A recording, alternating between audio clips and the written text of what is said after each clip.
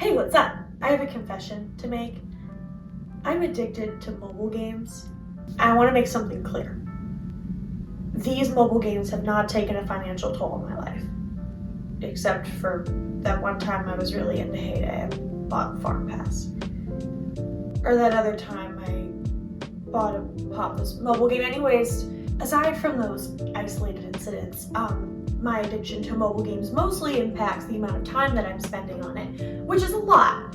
I'm not afraid to admit it. And something that happens when you spend a lot of time on these games in order to avoid in-app purchases is you'll watch a lot of ads, typically for other games for you to download. And these games have ads that are terrible and low quality because, most of the games are terrible and low quality. But in order to entice you to actually download them, the evolution now is that there are ads that are playable. So you'll sit and you'll play a little game, and then you'll download the app, and then it's nothing like what you just played. Nothing.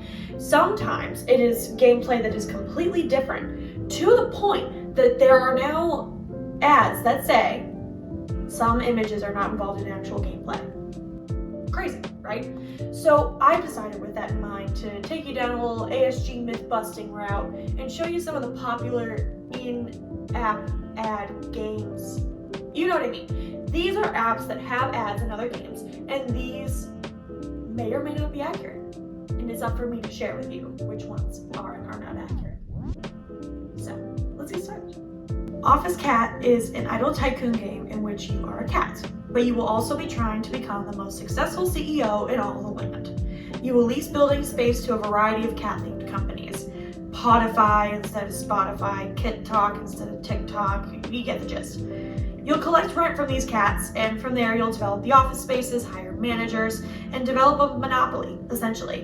What you will not be doing is loading a bunch of cat and office workers into buses according to the color of their fur. This is a matching game concept which is widely used and reused for mobile games and playable mobile game ads, but as someone who has played the actual game for about a month off and on before seeing the ads, I can confirm this is not a part of actual gameplay. So, obviously, the final verdict is that this ad is not accurate at all. Screw Away 3D game puzzle, or whatever the second part is, I've never seen it, is exactly what you think it is. It's a puzzle game in which you take screws out of various 3D sculptures. I am happy to report that the ads for this game are exactly as the game is advertised. The game itself is so simplistic, you quite literally cannot and should not portray it as anything else. I am now on level 375 of this game, and frankly, I am not ashamed of it. This ad is officially deemed accurate. Project Makeover is a Queer Eye-esque makeover game where you are the director of a show with the same name. You take people like a woman owning a restaurant or a man overrun with work as a mechanic and quote-unquote change their life. The catch to this is that doing these makeovers requires in-game currency. To get this currency, you'll play a matching minigame, and it's essentially a knockoff Candy Crush. This game is nothing like the ad that you see before you download it. Your main character is sitting in a salon chair after being dumped by some ex-boyfriend, and the purposely incorrect steps to complete that girl's makeover are not in the game whatsoever. The game gives you other options, more realistic options, and it allows you to even make creative choices. So, while the concept is kind of the same, the actual ad is not accurate.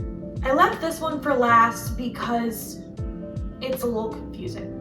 Royal Match, if you've ever seen ads for it, is a knockoff Candy Crush, as most games are nowadays, and you are matching different shapes and colors in order to save a king from perilous life or death, woman stranded on a train track type scenario.